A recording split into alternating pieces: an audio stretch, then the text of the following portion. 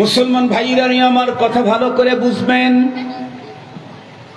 শুধুমাত্র কেবলমাত্র মৃত্যুর পরে কবরের ভিতরেই ইমানদারকে এমন কন্ডিশন করা হবে তা না, বরং এই পৃথিবীর যেই মানুষগুলি টোটাল লাইফে অন্য কিছু অর্জন যদি নাও করতে পারে, শুধুমাত্র কেবলমাত্র ঈমান যদি অর্জন করতে পারে, তাহলে এই লোকটার পদমর্যাদা এবং তার দাম মৃত্যুকালীন সময়ে সে নিজের চোখে দেখতে পাবে।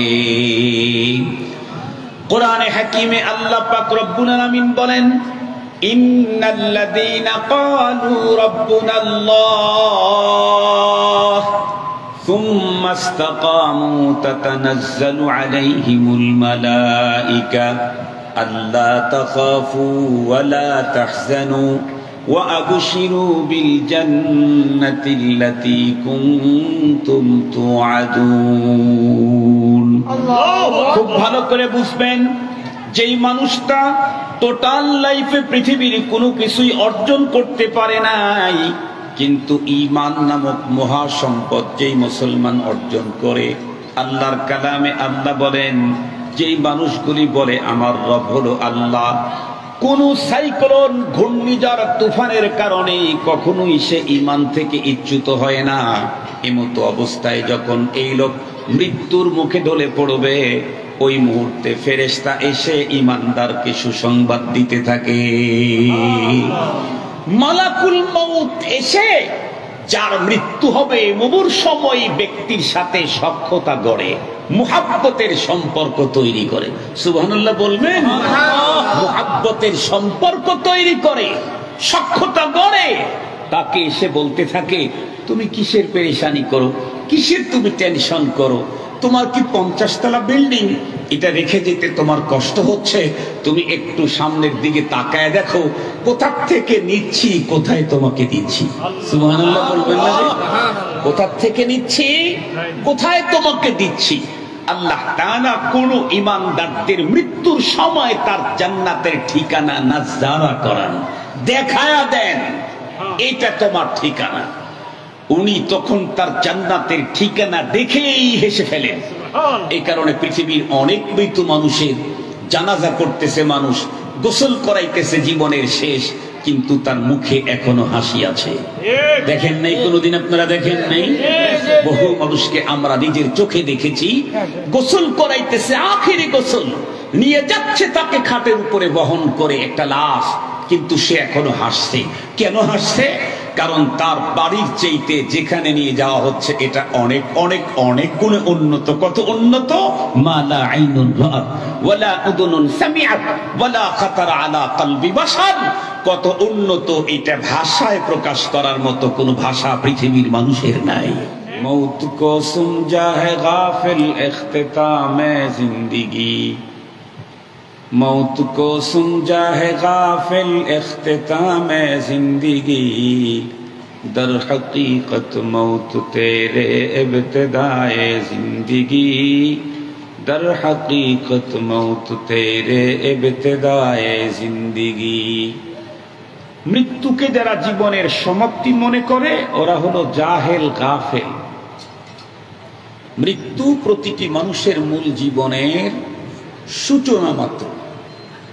সঙ্গত কারণেই একজন কবি বড় চমৎকার বলেছেন, ये चमन सहारा भी होगा ये खबर बुलबुल को दो, ये चमन सहारा भी होगा ये खबर बुलबुल को दो, ताकि अपनी जिंदगी को सोच कर कुर्बान करे, ताकि अपने जिंदगी को सोच कर कुर्बा करे। এ সুন্দর বাগান, এ গোধূলি একদিন শেষ হয়ে যাবে, আর আমি এই পৃথিবীতে রিটার্ন ব্যাক আসার কোনো সুযোগ নেই। মূল জীবন যেহেতু পরপারের জীবন, এজন্য ক্ষণস্থায়ী এই জীবনটাকে খুব হিসাব নিকাশ করে ব্যয় করা দরকার, কাজে লাগানো দরকার। আমরা যারা পরপারে যাব, পরপারের জীবনে যদি কেউ শান্তি মুক্তি পেতে চায়, তাহলে তার জন্য কিছু পুঁজি দুনিয়া থেকে নিয়ে যেতে হবে। এ কারণে রাসূল করিম সাল্লাল্লাহু আলাইহি ওয়াসাল্লাম ইরশাদ করেছেন, আদ-দুনিয়া মাজরাআতুল আখিরাহ, দুনিয়া হলো পরপারের পুঁজি করার জায়গা। দুনিয়া কি বলেন? পরপারের পুঁজি করার জায়গা হলো দুনিয়া। পরপারের পুঁজির জন্য আল্লাহ আমাদেরকে দুনিয়াতে পাঠিয়েছেন। আল্লাহ পাকের কোরআনে আল্লাহ তাআলা বলেন, ওয়ামা খালাকতুল জিন্না ওয়াল ইনসা ইল্লা লিয়াবুদুন, জিন ইনসানকে শুধুই পরপারের পুঁজি করার জন্য তৈরি করেছে। তর্জমা কিন্তু গলত না, আল্লাহ পাকের রাসূল বলেছেন এই কথাটা, আদ-দুনিয়া খুলিকাত লাকুম ওয়া আনতুম খুলিকতুম লিল আখিরাহ, দুনিয়ার সব তোমাদের জন্য তৈরি, আর তোমাদেরকে রিজার্ভ করে রাখা হয়েছে শুধু পরপারের পুঁজি গোছাবার জন্য। সুবহানাল্লাহ বলেন। পরপরে কি কি পুঁজি লাগবে? অনেক বড় বড় সার্টিফিকেট, অনেক বেশি ডিগ্রি, অনেক বড় চেয়ার, পাওয়ার, সম্পদ, অট্টালিকা, এগুলি না। পরপারের জীবনে দুইটা পুঁজি খুব জরুরি। দুইটা পুঁজি মাত্র পরপারে হলেই আমার মুক্তি পেয়ে যাব, আমি শান্তি পাবো, মুক্তি পাবো। দুইটা পুঁজি। এখন আপনি বলেন, একজন মানুষ 10 দিন কাটাবার জন্য পুঁজি গোছাইতে গোছাইতে 10,000 বৎসরের লাইফটাকে নষ্ট করে ফেললো, এই তো জ্ঞানী মানুষ? কথা বলেন না কেন? 10টা দিন স্বাচ্ছন্দ্যে কাটাইতে গিয়ে 10 লক্ষ বৎসরের লাইফটাকে নষ্ট করে ফেললো, সেই তো বুদ্ধিমান? বুদ্ধিমানকে যে 10 দিন কষ্ট করে 10 লক্ষ বৎসরের লাইফের পুঁজি করে নিল। এই কথা আল্লাহ পাকের রাসূল বলেছেন, আল কাইয়িসু মান দানা নাফসাহু ওয়া আমিলা লিমা বাদাল মাউত, বুদ্ধিমানকে যে তার প্রবৃত্তিকে দমন করে আর পরপারের পুঁজি করে। সুবহানাল্লাহ বলবেন। যে পরপারের পুঁজি করে সে হলো বুদ্ধিমান। পরপারের দুইটা পুঁজি লাগে, খুব বেশি লাগে না, দুইটা পুঁজি। তার ভিতরে একটা পুঁজি তো পরপারের জীবনের প্রথম ঘাটিতেই চেক করে দেখবে আমার কাছে ওই পুঁজি আছে না নাই। ট্রেনে উঠলে যেমন উঠলেই কিছুক্ষণ পরে টিটি এসে টিকিট চেক করে। ট্রেনে উঠেছেন কোনোদিন? টিটি চেক করে না? টিকিট চেক করে। আর যদি উড়োজাহাজে উঠেন তাহলে ঢোকার আগেই টিকিট চেক করে। ট্রেনে তো ওঠার পরে চেক করে। আর যদি প্লেনে আপনি যেতে চান তাহলে টিকিট চেক হয় প্লেনে ওঠার পরে না আগে? আগে আগে চেক করে দেখে, এরপরে আপনাকে বোর্ডিং পাস দেয়। তাছাড়া আপনাকে তো ঢুকতেই দিবে না তাদের এরিয়াতে। এই পৃথিবীর মানুষ আমরা যখন পরপারের প্রথম ঘাঁটি আলামে বারজাখ কবরের জগতে যখন ঢুকবো, ঢোকা মাত্রই আল্লাহ পাক রব্বুল আলামিনের পক্ষ থেকে তার প্রেরিত ফেরেশতা এসে আমাকে চেক করবে, আপনাকে চেক করবে। কখন চেক করবে?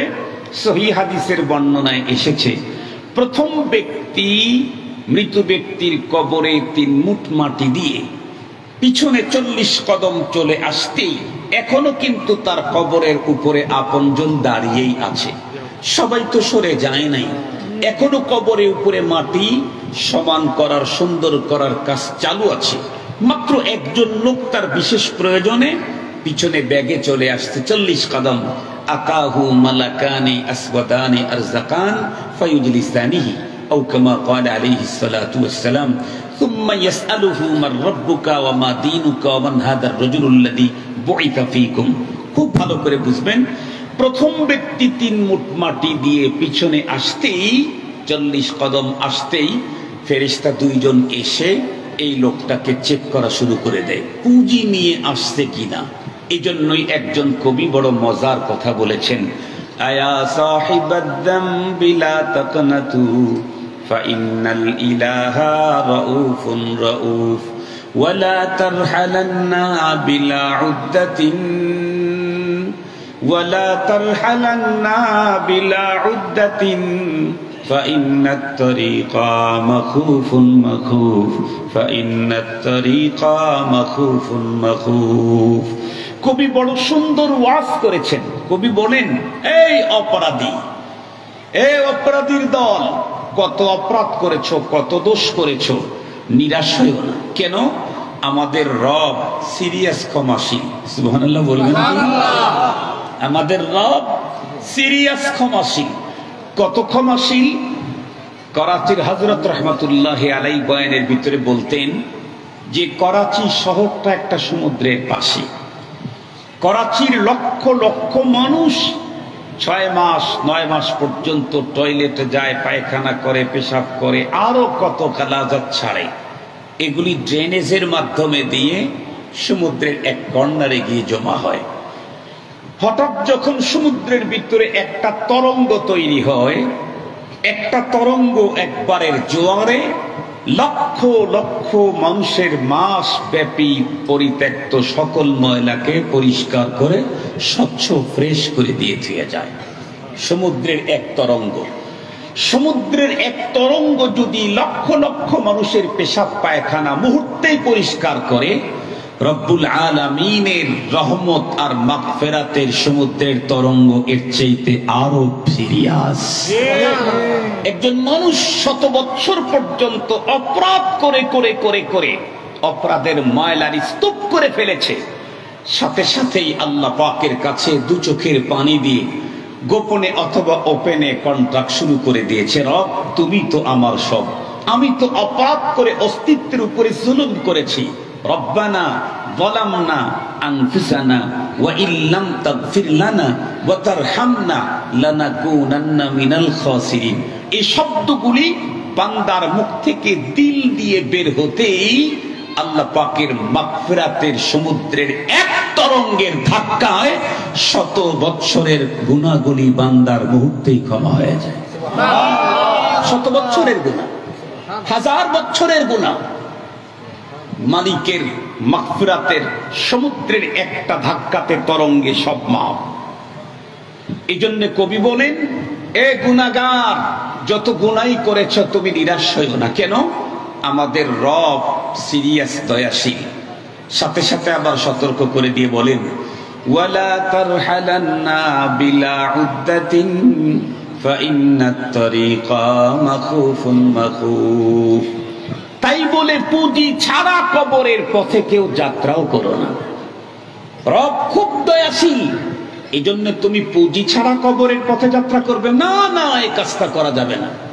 ওয়ালা তারহালান্না বিলা উদ্দাতিন ফাইন্নাত তারিকা মাখুফুন মাখুফ। কেন? কবরের পথ বড় সঙ্গীন, বড় ভয়াবহ। কবরে ঢুকতেই পরপারের প্রথম স্টেশন। কবরে ঢুকতেই আমার কাছে আমি কি পুঁজি নিয়ে আসছি এগুলি চেক করবে। কার বাহিনী? আরে জোরে বলেন না, কার বাহিনী? কবরে ঢুকতেই চেক করবে আমি কি নিয়ে আসছি। কবরে যেই জিনিসটা চেক করা হবে তার নাম হলো ঈমান। কথা বলেন, কবরে যেই জিনিসটা চেক করা হবে তার নাম ঈমান। কবরে ঢুকতেই জিজ্ঞেস করা হবে, মান রাব্বুক, তোমার রব কে? ওমা দীনুক, তোমার ধর্ম কি? ওমান হাদার রাজুলুল্লাযী বুইসা ফীকুম, নবীজির ছবি এনে দেখানো হবে, এই লোকটাকে চিনো নাকি, এটাকে?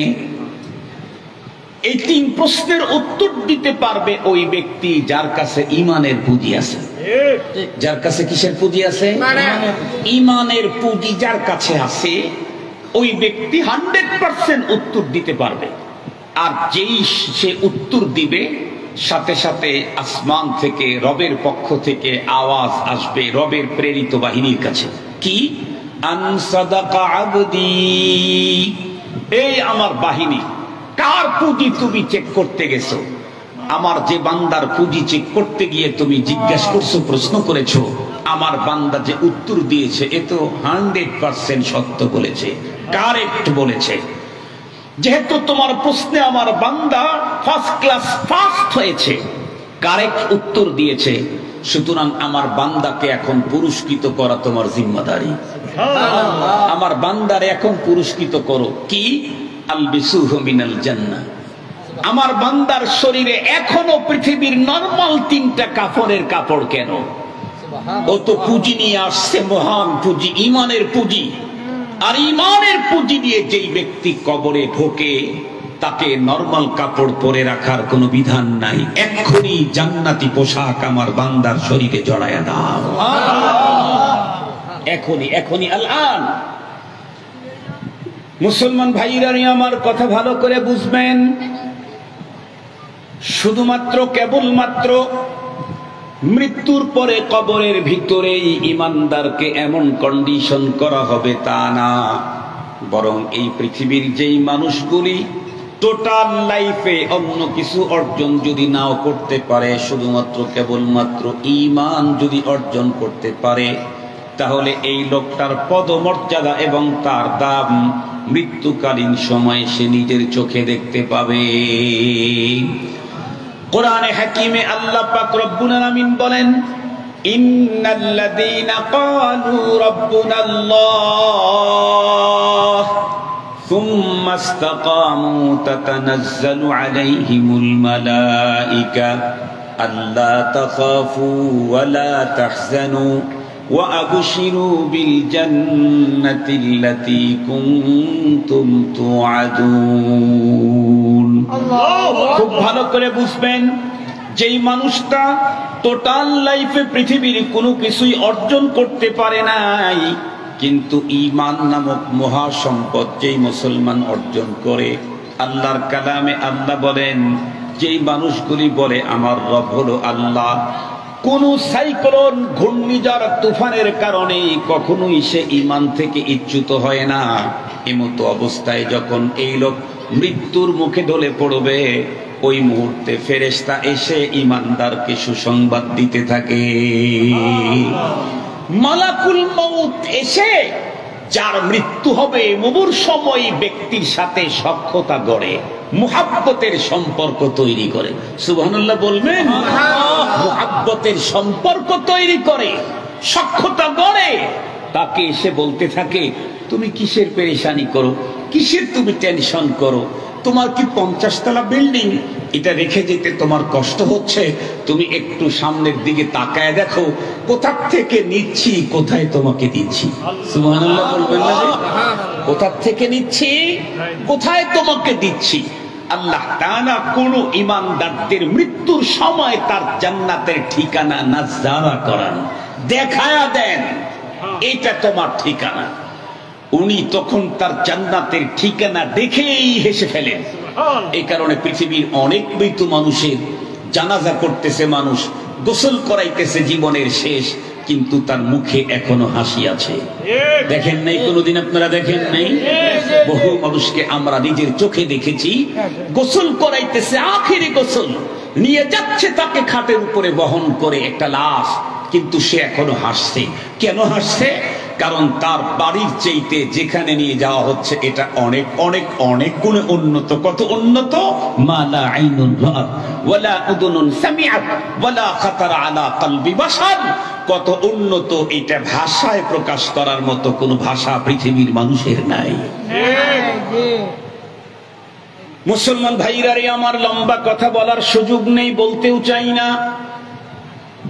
তাহলে একজন মানুষ তামাম পৃথিবীর সব সম্পদের মালিক যদি হয়, কিন্তু ঈমান থেকে যদি বঞ্চিত হয়, পক্ষান্তরে আর একজন মানুষ পৃথিবীর কোন সম্পদের মালিকানাই তার নাই, কিন্তু রব্বুল আলামিন তাকে ঈমান নামক মহাসম্পদ দান করেছেন। আমি কেন তামাম পৃথিবীর সকল মুমিন বলবে, ঈমান যিনি পাইলেন তার মতো পৃথিবীতে আর কারো পাওনাই হতে পারে না। মুসলমান ভাইরা রে আমার, পরপারে আমাদের প্রত্যেককে যেতেই হবে। সেই জীবনে যেই পুঁজিগুলি লাগবে, সেই পুঁজিগুলির প্রথম নাম্বারের পুঁজি হলো ঈমান। আমি জিজ্ঞাসা করতে চাই, বর্তমান পৃথিবীর কোন ইউনিভার্সিটির মধ্যে ঈমান নামক মহা পুঁজি বিতরণ করা হয়। বাংলাদেশের মেডিকেল কলেজে ঈমান শিখানো হয়, ঈমানের পুঁজি দেওয়া হয়, অ্যাডভার্টে দেওয়া হয়।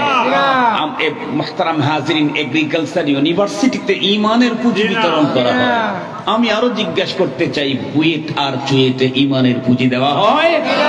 যেই পুঁজি দিয়ে পরপারে আমার মুক্তি মিলবে, যা ছাড়া পরপারে মুক্তির কোনো ব্যবস্থাই নাই, সেই পুঁজি বিতরণ করা হয় দ্বীনি মাদ্রাসায়। ফুরকানিয়া মক্তব, কোরআনিয়া মক্তব।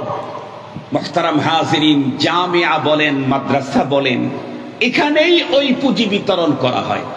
আমার দেশের কত মানুষ রাজনৈতিক নেতাদেরকে মুহাব্বত করে হুজুরদের চাইতে বেশি। কেন? রাজনৈতিক নেতা, দুনিয়ার বড় বড় ল্যান্ড প্রপার্টি, মিল কারখানা, গ্রুপ অফ ইন্ডাস্ট্রিজের মালিক যারা, তারা আমাদেরকে অনেক কিছু দেয়। হুজুর কি দেয়? মেয়ে বিয়ের সময় আমাদেরকে সহযোগিতা করে, আমাদেরকে ব্রিজ বানিয়ে দেয়, আমাদের কালভার্ট তৈরি করে দেয়, আমাদেরকে থাকার পাকা ঘর, কাঁচা ঘর বানিয়ে দেয়, আমাদেরকে টিউবওয়েল দেয়, আমাদেরকে আরো অনেক কিছু দেয়। আমরা কখনো কোনো ঝামেলায় পড়লে, যদি কখনো অ্যারেস্ট হয়ে মামলা হয়, তারা আমাদেরকে সহযোগিতা করে, ফোন করে। কিন্তু আমি জিজ্ঞেস করতে চাই, যত কিছু দুনিয়াদারেরা করলো, লিডারেরা করলো, টাকাওয়ালারা করলো, এই সবগুলি কতদিন দুনিয়াতে বেঁচে আছেন? যতদিন। কথা বলেন না কেন? আপনি বেঁচে থাকলেই তো আপনার পাকা টয়লেট, কাঁচা টয়লেট দরকার, মরণের পরে তো আর টয়লেটের দরকার নাই। আপনি বেঁচে থাকলেই তো কাঁচা ঘর আর পাকা ঘর দরকার, মরণের পরে তো আর কাঁচা পাকা ঘরের দরকার নাই। আপনি বেঁচে থাকলেই তো টিউবওয়েল দরকার, মরণের পরে তো আর কোনো টিউবওয়েল নাই। তাহলে পৃথিবীর নেতা বলেন, পৃথিবীর ধনাত্মবান বলেন, বিত্তবান বলেন, যা আপনাদেরকে উপকার করতেছেন, সবগুলি ক্ষণস্থায়ী 70-80 বছরের জীবনে। পক্ষান্তরে মোল্লা আপনাকে কিছুই দেয় না। মোল্লা আপনাকে এমন এক জিনিস দিচ্ছে, এত বড় উপকার করছে, যেই উপকার করার যোগ্যতা আপনার বাবারও নাই। মোল্লা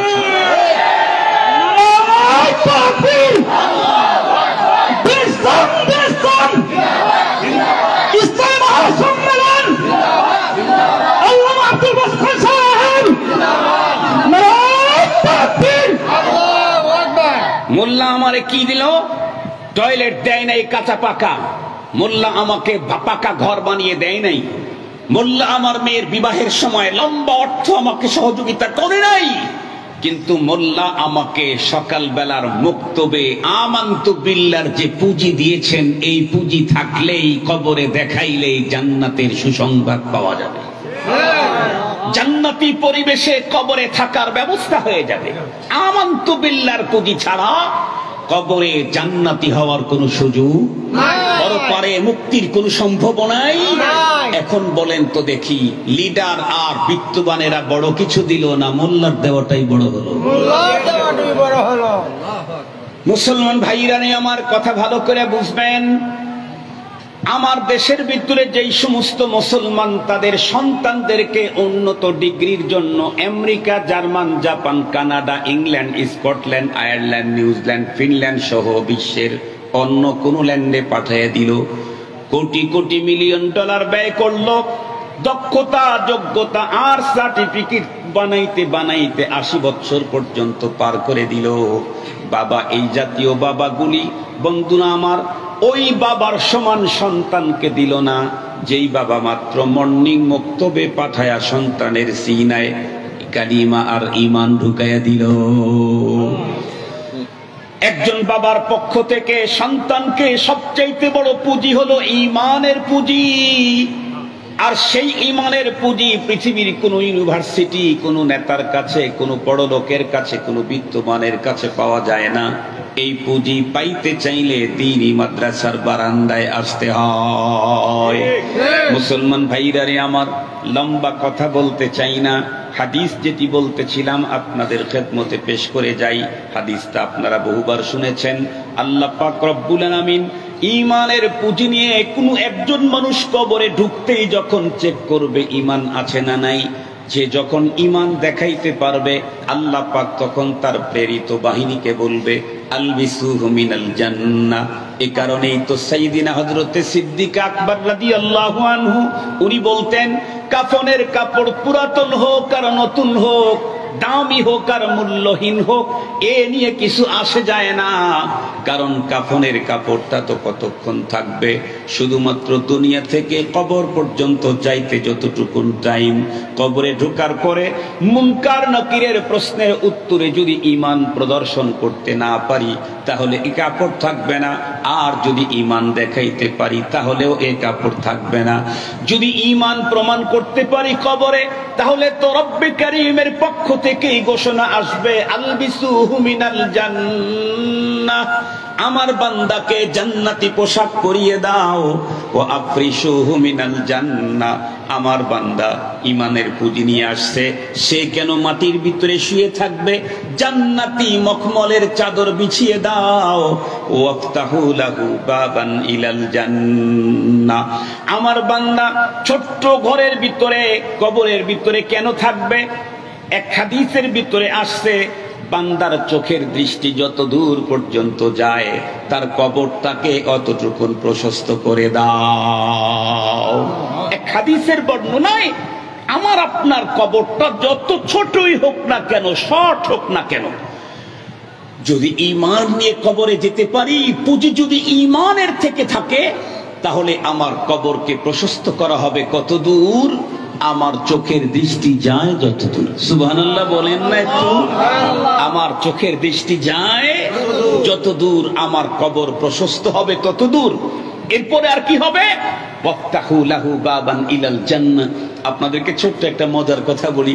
আপনারা যারা হজ ব্রত পালন করতে হারামাইন শরীফাইনে যারা গেছেন আর কি, মক্কার হারামে মদিনার হারামে যারা গেছেন, বলেন তো দেখি, মক্কা মদিনার হারামে এই ভিতরে মসজিদের ওয়াল কি বলে, পিলারের গোড়া থেকে নিচ থেকে ঠান্ডা বাতাস বের হয়, এসি বের হয়, দেখছেন না আপনারা? প্রত্যেকটা পিলারের গোড়া থেকে এসির বাতাস বের হয়। কিন্তু বলেন তো, কোনো হাজী সাহেব কি এসির মেশিন কখনো দেখছেন?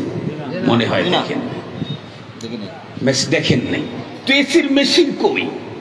পৃথিবীর সবচাইতে পাওয়ারফুল অত্যাধুনিক মেশিন এসির এগুলি ব্যবহার হয় আল্লাহর ঘরে, হারামাইন শরীফাইন। পৃথিবীতে সবচাইতে দামি যেটা তৈরি হয় এটাই প্রথমে নিয়ে আসা হয়। পাওয়ারফুল উন্নত এসির মেশিন অনেক দূরে সেটিং করেছে, কারণ এত বড় বিশাল 1-1.5 কিলো এরিয়া জুড়ে টোটালটা এসি করতে কত কত কত এই কি বলে পাওয়ারের এসি দরকার আছে।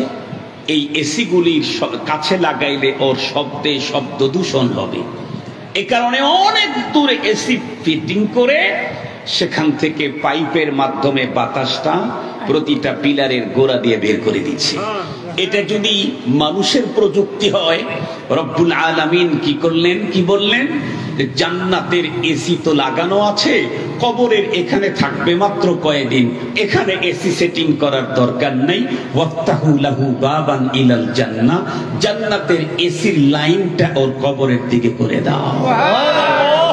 এটা তোর স্থায়ী বাসা না, এটা তোর স্থায়ী বাসা না, একটু অল্প দিন থাকবে। এটা ফিতরা, ওই যে এটা হাজিরা ভালো বুঝবে, ফিতরা বাসা কয়েকদিন থাকবে। এজন্য এইখানে এসি সেটিং দরকার নাই, এসি যেখানে সেটিং আছে শুধু পাইপটা এদিকে করে দাও। এরপরে ফেরেশতা কি বলে, ও দোস্ত, তুমি নববধূকে নিয়ে বাসর রাত্রে যেমন মজায় ঘুমায়, আজকে তুমি তেমনই ঘুমাও, তোমার ঘুমে কেউ ডিস্টার্ব দিতে আসবে না।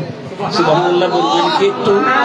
মুহতারাম হাজিরিন, তো পরপারের জীবনের সুখ শান্তি যদি পেতে চাই, আমাদেরকে মাত্র 2টা পুঁজি নিয়ে গেলেই হবে। আল্লাহু আকবার বলেন, আলহামদুলিল্লাহ বলেন। অনেক পুঁজি লাগে না, অনেক গাড়ি, অনেক বাড়ি, অনেক সম্পদ, অনেক চেয়ার, অনেক পাওয়ার, অনেক জনপ্রিয়তা, কিচ্ছু লাগে না। কি লাগে? মাত্র 2টা পুঁজি লাগে। আল্লাহ পাকের কোরআনে আল্লাহ তাআলা বলেন, ইন্নাল্লাযীনা আমানু ওয়া আমিলুস সালিহাত কানাত লাহুম জান্নাতুল ফিরদাউসি নুজুলা। আল্লাহু আকবার। যারা ঈমান আর নেক আমলের পুঁজি নিয়ে যাবে, আল্লাহ পাক তাদেরকে মেহমানদারি করবেন স্ট্যান্ডার্ড জান্নাত, জান্নাতুল ফিরদাউসে। আমরা প্রত্যেকেই পরপারে জান্নাতি হতে চাই, কি বলেন? আমরা প্রত্যেকেই পরপারে জান্নাতি হতে চাই, কি বলেন? শুধু আমরা হতে চাই না, আমাদের পরবর্তী প্রজন্মকেও জান্নাতের পথের যাত্রী বানাইতে চাই। আমাদের পূর্ববর্তী পুরুষদের জন্য আল্লাহ পাক জান্নাতের ফায়সালা করুক, এটাও আমরা চাই। আর আমাদের এই দাবি পূরণের জন্যই পৃথিবীর ক্ষণস্থায়ী সাময়িক জান্নাতের বাগানে মাঝে মাঝে আমরা উপস্থিত হই। বলেন তো দেখি, আজকের এই মজলিসটা কি? কথা বলেন না, জান্নাতের? আর একটু জোরে বলেন, এটা কি আব্দুল বাসেত খানের কথা না মুহাম্মাদুর রাসূলুল্লাহর কথা? মুহাম্মাদুর রাসূলুল্লাহর কথা কি ওনার কথা না আল্লাহর কথা? আল্লাহ পাকের কোরআনে আল্লাহ নিজেই বলেন, ওয়ামা ইয়ানতিকু আনিল হাওয়া ইন হুয়া ইল্লা ওয়াহয়ুন ইউহা। গুপ্তায়ে ও গুপ্তায়ে মওলা বুয়াদ, গরচে আজ হুলকো মে আবদুল্লাহ বুয়াদ। বিশ্ব নবীজির কণ্ঠ থেকে ধর্মের ব্যাপারে যা বেরিয়েছে সবগুলি ব্যাপারে রব্বুল আলামিন বলেন ইন হুয়া ইল্লা ওয়াহয়ুন, সবগুলি আমার ওহী, সবগুলি আমার কথা। বলেছেন নবীজি, কিন্তু বলাইছেন কে? বলেছেন নবীজি, বলাইছেন আল্লাহ। আল্লাহ পাক বলাইছেন এই জাতীয় মাহফিলগুলি জান্নাতের বাগান। আমরা পৃথিবীর সাময়িক ক্ষণস্থায়ী অল্প সময়ের জান্নাতের বাগানে দুনিয়ার হাজার ব্যস্ততাকে পিছনে ফেলে রেখে কেন উপস্থিত হই? কারণ হলো আমাদের পূর্ববর্তী পুরুষদেরকে চিরস্থায়ী জান্নাতি করতে চাই, নিজেরাও জান্নাতে যেতে চাই, পরবর্তী প্রজন্মকে জান্নাতের পথের যাত্রী বানাইতে চাই। মুহতারাম হাজিরিন, জান্নাতে যে কেউ যেতে চাইলে পরপারে অনেক পুঁজি নিতে হয়। সুইস ব্যাংকে টাকা লাগে, সোনালী ব্যাংকে, জনতা ব্যাংকে, আর একটি মন্ত্রী মিনিস্টার ব্যাংকে। জনতা ব্যাংকেও দরকার নাই, মন্ত্রী মিনিস্টার ব্যাংকেও দরকার নাই, ঢাকা ব্যাংকেও দরকার নাই, গ্রামীণ ব্যাংকেও দরকার নাই, যমুনা ব্যাংকেও দরকার নাই, পদ্মা মেঘনা ব্যাংকেও টাকা দরকার নাই। বরং লাগবে কয়টা পুঁজি? দুইটা পুঁজি। একটা হলো কি বলেন? ঈমান, আর একটা হলো নেক আমল। এই দুই পুঁজি নিয়ে পরপারে যদি আমরা পাড়ি দিতে পারি, তাহলে মৃত্যুর সময় আমি বুঝতে পারবো আমার পরপারটা কত সুন্দর হবে। কারণ জিবরাইল আজরাইল আলাইহিস সালাম এসে আমার সাথে সখ্যতা করবে, আমাকে মজার মজার কথা বলবে, মুচকি হাসি দিয়ে প্রয়োজনে আমাকে মৃত্যুর আগে জান্নাতে আমার ঠিকানাটা দেখায়া দিবে, মৃত্যুর আগে আমাকে দেখায়া দিবে।